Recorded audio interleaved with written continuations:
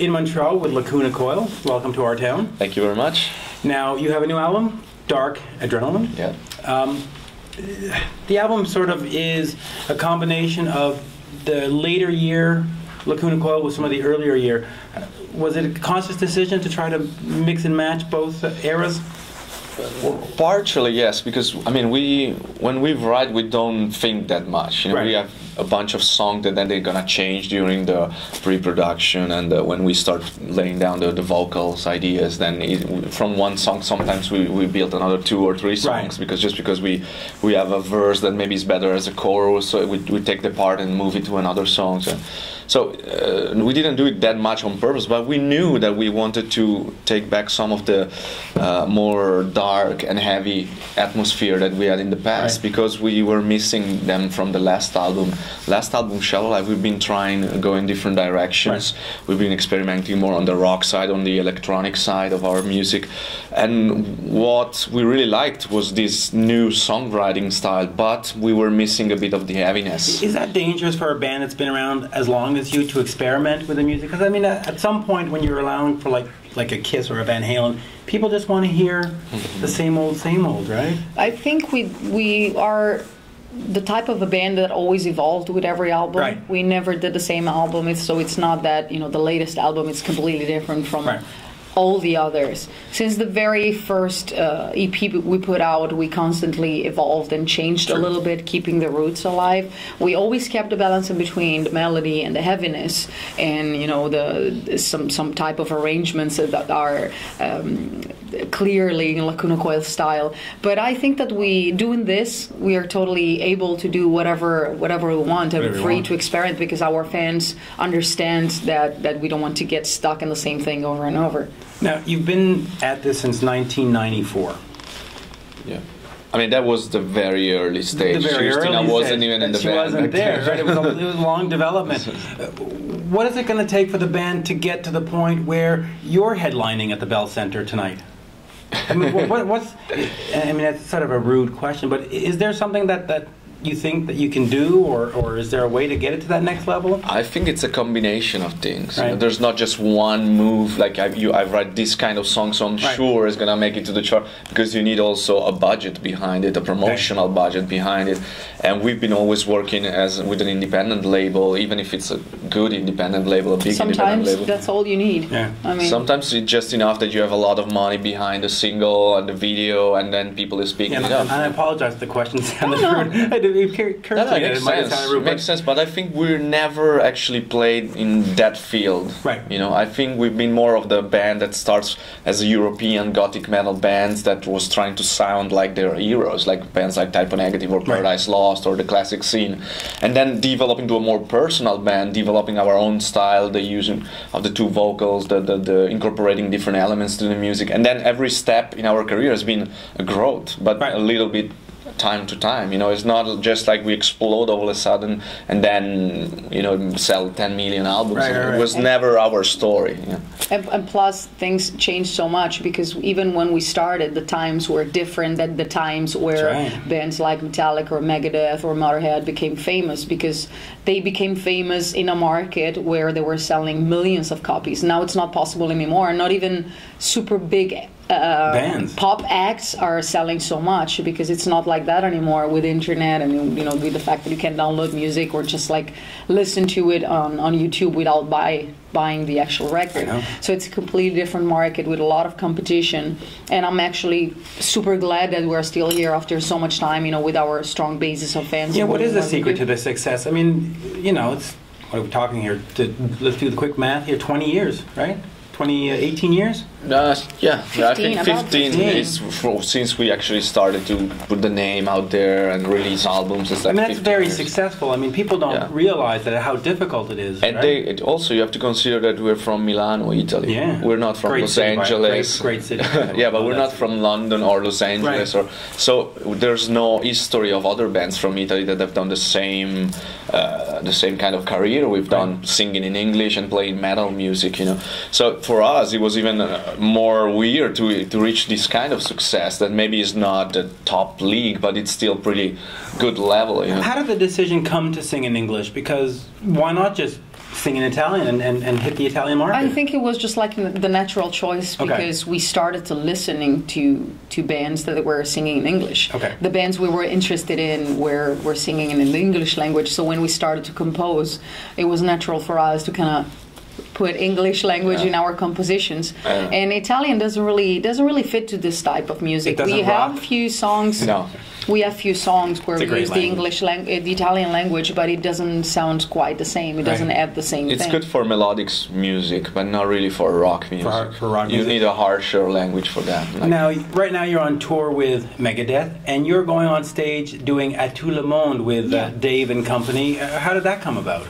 Well, I did a collaboration when they did the album United Abomination a few years ago. Right. And all that happened is that they asked me to sing on the song, which was a huge honor for me because they never did duets before. And the fact that they asked me was kind of flattering.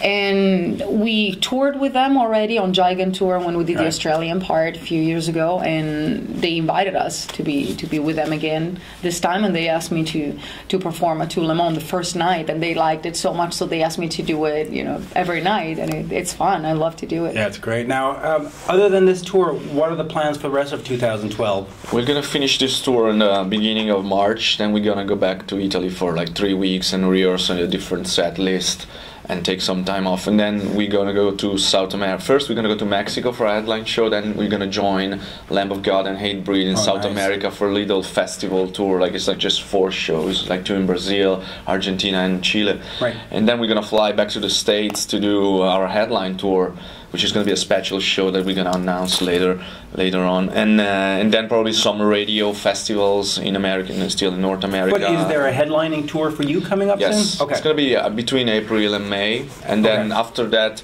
we're going to do also radio festivals for America, for North America, and then go back to Europe in the end of May to start a season of festivals over there, and probably end of September do the European headline tour.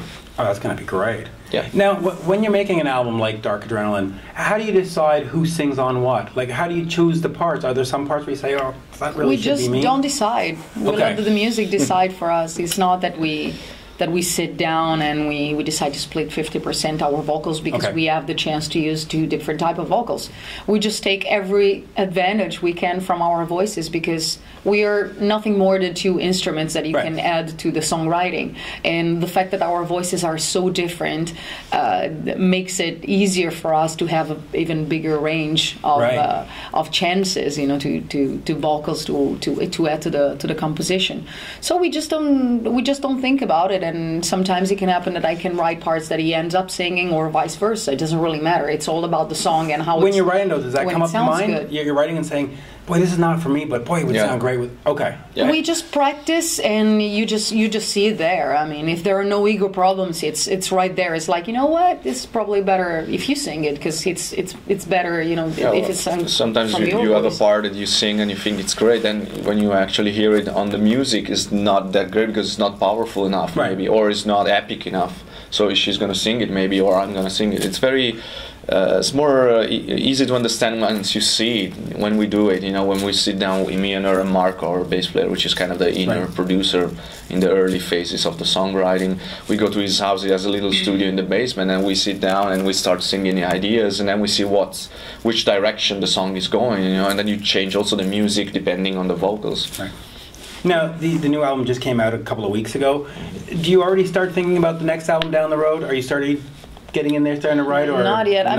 We're constantly much, collecting ideas, but now the album has been out for like a week, so now it's time to focus on the album, to put all the energies on the promotion of the album. In the meantime, obviously, we're going to keep on collecting ideas. If we have something that pops up in our mind, we're gonna save it. But who knows around May, when we're gonna finish the other American tour and then go back to Europe, and we're just gonna stay home and then fly in the weekend for the festivals. Right. Probably we will have time to sit down and say, okay, now we can start collecting some ideas. Surely we don't want to have too much time up to the next album. I think it's important today as the market is very changed and different. It's important that you come back, especially if you eat really well with one album. It's important that you keep your name out there, even if we're around. Well, that's what I found interesting in the way you marketed this album. The first single came out in October, right before Halloween.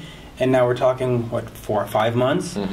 Is that too long of a gap, or is that a nice way to tease it along the these reason days? for that is that the first plan was to release the album, to release Dark Adrenaline in October. Okay. But then it happened that the label realized that they wanted to have more time to put together, you know, a marketing plan. You know, that's you know, label stuff that we're not completely involved in because we don't know, you know, their times and how much time they need. But they just felt that if they had more time, they could have delivered the, you know, like a better marketing plan. And we said, well, you know what, it's better for us and for the fans to maybe wait a little bit more, but then have the perfect product and maybe a even cooler packaging, you know, for collector items. They had to do, you know, a lot of stuff. And you're tying it into the tour before Christmas. You would have been off the road probably. Do you see yourself getting to a point where you might just record a single, put it on iTunes, and that's it, and then... No, not ourselves, but maybe the market will go in that way. You know, it's kind of going back in the 50s when you only have one song for an artist, and maybe if the song was successful, they're gonna come back with an album. But in the past, it used to be like that. You just do one song, you know, and then see how it goes. But do you find that albums are still important in today's market? I like better albums than singles. You know, especially when we have to choose the single, we're always which one is good? I don't know, because for us they're all good songs. We try to give the best for every song. And it seems that a Lacuna Coil album is a package. It's not just singles. We try to not have just one good song and the rest, okay, it's decent or it sounds like the old one, so it's fine. It's not the way we think. And we think about quality for everything. It can be a song which is a bit more going back to our roots, or a more modern song, but still it has to be 100% with what we could give to that song, you know. Then of course not all of the songs are going to be great, you know. Some songs are going to be better than others, but even the not great ones in a good album, they fit in, they have their place, right? So now it's lacunacoil.it. Yes. And is there any last words? Last words? Check out Dark Adrenaline, give it a chance. Buy it. Don't check it out, buy it. Buy it, but if you want to check it out first, because I'm sure that they will like it. I don't think longtime fans will be disappointed at all. No, so far the reaction has been good. They all loved it, so and if you don't know us, check us out. Yeah, absolutely.